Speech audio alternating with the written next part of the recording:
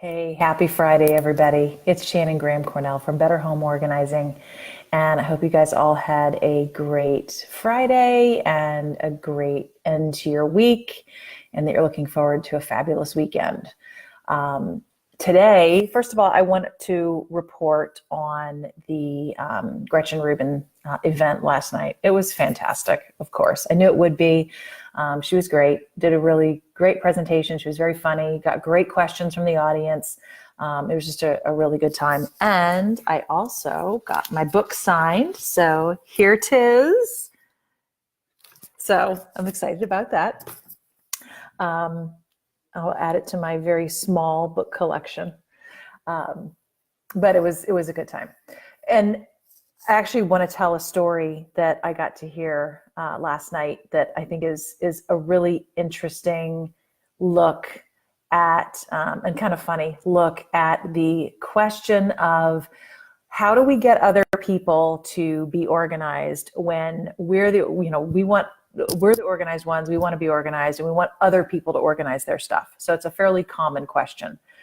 And so Gretchen shared a story about one of her friends who was facing this problem and was coming to her for advice to try to figure out how to get other people in his home to be organized and to be tidy. I also want to share a second story. So if you saw the Facebook Live yesterday, as I was talking about the fact that we were going to be going to see Gretchen Rubin last night, I said that I was going to try not to cry. And that because sometimes I am, I have been known to exhibit fangirl behavior at appearances done by or given by people that I really like and really admire, and that I was hoping that I would not behave that way last night. And I made an offhand remark saying, I'll have to tell you my Patrick Stewart story sometime. Well, Sue commented after the presentation or after the Facebook Live, and she said, Patrick Stewart story, you have to tell that. So I'm going to tell that story. It has nothing to do with organizing at all. So I'm going to start with the one that actually has to do with organizing, and then I'll tell the story that has nothing to do with organizing. But it's just kind of a glimpse into the weirdness that is me. So anyway, but to start with the story that Gretchen told last night. So Gretchen has a friend whose name is Mike, and Mike is married, and he's got a couple of kids. And Mike is the organized one. He's the neat one. And his wife is the messy one.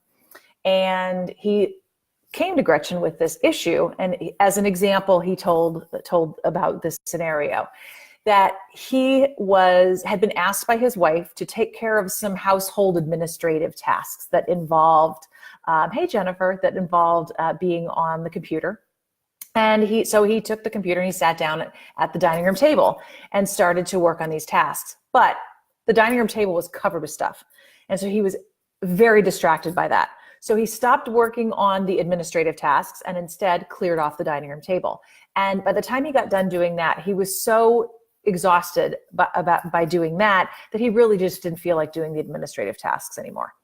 And so he was wishing that, he didn't have to be the one to do the work and blah, blah, blah. So he shared that with Gretchen, and Gretchen said, well, so I get that the dining room table's messy and that was a distraction. She said, but do you think it would be possible so that you could take care of these administrative tasks in a timely manner? Would it be possible for you to arrange to have some, corner of the room or some space that's just available for you, set up the way you want it, and everybody would agree not to touch it, and it would be all set and it would be all good for you to be able to use, and then that way you wouldn't be distracted by the other stuff all over the space you're trying to work. And he's I thought about it for a minute. He said, I do have an office. And she was like, okay, well then why aren't you using the office? He's like, oh, because it's messy. She's like, so what you're saying is your wife's stuff is bothering you, but your own stuff is different? And he was like, oh, no, you're right. So he goes and he cleans up the office and he reports back to her. He's so proud. He's like, oh, I got the office all cleaned up. It's all great. So fantastic. I'm super happy. He said, it's not quite done yet, but it's, it's a lot better than it was. And Gretchen said, so, well, what's not done? And he said, I don't really have a good place to put my coat. He said, in the office, there's a small coat closet, but my wife uses that to store some of her clothes. And so she wants me to hang my coat up on the second floor. And that's just really not convenient. So I end up just dropping it on the floor in the office. So I haven't, so I just really, that's something I still haven't solved yet. And Gretchen said, well, what if you were to put a hook in the garage and you could hang your coat out on the hook in the garage? She said, it'd be super convenient. If you're on your way out, it's right there. When you're going to get the mail, it's right there. And because it does seem like it's not a great idea to have to store your coat on the second floor. And he was like, yeah. He's like, well, I do have a mudroom. And she said, and what's wrong with the mudroom? He's like, well, it's messy. And on it went. So the point of the story, the lesson of this story is, in both cases, Mike was very focused on the mess or the clutter that other people were causing, because that's their stuff and their mess. And we often see our own stuff as different from other people's stuff. So Gretchen's main point with this whole thing was, Mike, take care of your own stuff and not worry so much about what your wife is doing with her stuff. And she made the point, and it's a good point, that, we can definitely lead by example if we are taking care of our own things first. She said, ask yourself, if you are upset about somebody else's clutter, have you done everything in your power to control your own stuff, to make sure that is as organized as possible? Because if so, that may actually inspire somebody else to clean up. But if it doesn't, at least your own things that you can control are taken care of and are organized the way you want them to be. And at least, and maybe in that case, then it'll give you a little bit of patience with someone else's stuff, because you have taken care of yours. And who knows, they may actually get the organizing and tidying bug too, and may follow right along with you. So that's the story of Mike and his messy wife. But as it turns out, I guess Mike's a little messy too. So I thought that was fun. And one of the things about, when you read everything somebody writes and you listen to some, all the interviews that people do, and, you listen to their podcasts and you tend to know their shtick. So I got to hear a couple of really great stories last night, or new things that I had not heard Gretchen talk about before. So that was a lot of fun. All right. So that's the end of the organizing part of this. So now I'll talk about my embarrassing fangirl behavior as it related to Patrick Stewart. One thing I will say, thank God, Patrick Stewart had no idea any of this was going on. Thank heavens, because it would be really embarrassing if he noticed any of this. Okay, so I was not a Star Trek fan growing up. I did not become a Star Trek fan until in high school, when they came out with the Next Generation series. And the reason I got interested in that is my boyfriend at the time and my best friend, Paul. My boyfriend and Paul said, hey, there's a new Star Trek series coming out, and that you're not going to believe it, but the guy who is the captain is actually a Shakespearean actor. He's from the Royal Shakespeare Company. And I'm like, well, so at that point in my life, I was a literature major. I knew I was going to be specializing in British literature. So anybody doing anything with Shakespeare, I was completely on board. So I'm like, all right, you know what? I'll give it a shot. I'll see. Well, I fell in love with Patrick Stewart immediately and was just completely blown away by him. But one of the issues is he, at the time anyway, I don't know if he still does, but at the time he lived in California. And for Patrick Stewart, when he never came to Star Trek conventions. So if you went to a Star Trek convention, not that I ever had gone to one before, but the opportunity to see Patrick Stewart at a Star Trek convention, you'd have to go to California. He never traveled east, and I was living in Illinois at the time. And so we just knew, if there was a convention happening, you'd get somebody from the Next Generation cast, but it was not going to be Patrick Stewart. Well, one day my boyfriend and Paul called me and they're like, hey, you're not going to believe this. Patrick Stewart is coming to Minneapolis. So of course, at that point, it was decided that we would be going to Minneapolis and we would see Patrick Stewart. He was going to be doing 2 shows. We got tickets for both shows, and it was on.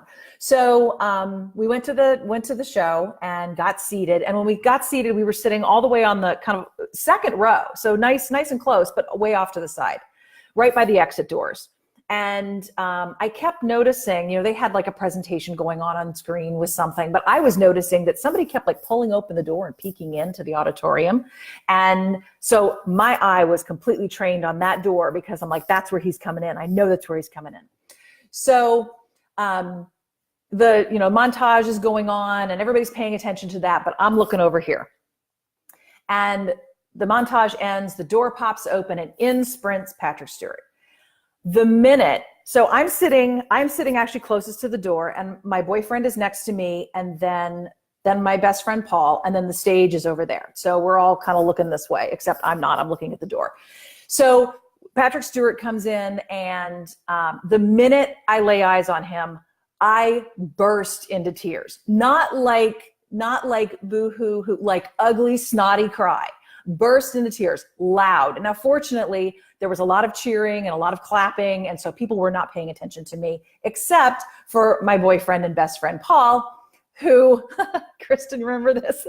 Who turned and looked at me like, what is wrong with you? You have lost your freaking mind. And yes, I did. And in fact, I cried the whole time. Fortunately, I calmed down. I got a little quieter. And I was able to pull it together enough, but I did cry for pretty much his whole show. And I came back the second day, and I didn't do the ugly boohoo cry, but I cried for that whole second thing as well. I also took, this was back when we had cameras that had film in them. I also took I think 12 rolls of film. I think 6 rolls per day. You could do a flip book of Patrick Stewart based on the pictures I had taken. Through my tears, I was able to do that. So that was my embarrassing fangirl moment with Patrick Stewart. He did have a question and answer period, but there was no way on earth I was actually going to even try to speak, because I was afraid if I actually talked to him, everything would come apart at the seams again. So now I know that I have this, that was kind of the first time anything like that had ever happened to me. So now I know that it is entirely possible that I could burst into tears with no warning, loudly, if I'm actually getting to see somebody that I really enjoy and really admire. So the good news is I was sitting in the front row at Gretchen Rubin last night, and I did not burst into tears, even though I was sitting in the front row, and 4 chairs down were seats that said reserved speaker on them. She sat in one of those chairs. So I was 4 chairs away from Gretchen Rubin. I didn't stare at her though. I tried to be cool. Anyway, so it was a great time, and I really enjoyed it. And there you go. Now you have my embarrassing Patrick Stewart story. So thanks everybody for joining, and I hope you have a great rest of your Friday and a great weekend. One thing I do want to point out, for those of you who have been playing along at home and keeping score, you will notice that I am on day 28 of this Facebook Live event, and it is actually March 29th. So if you will remember, a couple of weeks ago, Facebook and Instagram broke, and so we couldn't do live stuff. So I'm a day behind. So I will actually be doing my 31st presentation or Facebook Live on April 1st, which kind of seems fitting, I think, to finish this whole thing up on April Fool's Day. Why not? So anyway, I just wanted to let you know about that. And at that point, I plan to share some lessons learned and talk about some things that we've covered during the Facebook Live event, and just kind of put a nice bow on this experience. So anyway, have a great evening. I will see you guys tomorrow for the next installment. Bye, everybody.